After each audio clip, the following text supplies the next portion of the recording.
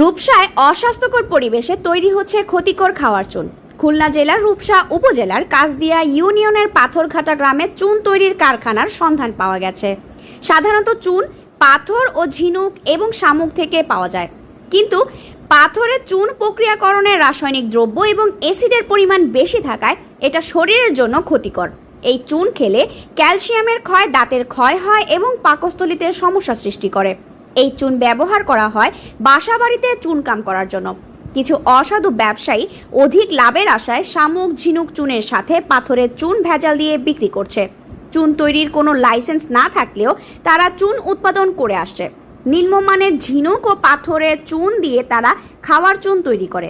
স্বাদে ও গন্ধে এই চুন ভালো না। সরকার অনুমোদন ও লাইসেন্স ছাড়া চুনের কারখানা পরিচালনা করা যায় না। সেখানে মনিরুল মুন্সি অবৈধভাবে প্রতিদিন মনকে মন চুন তৈরি করে অমর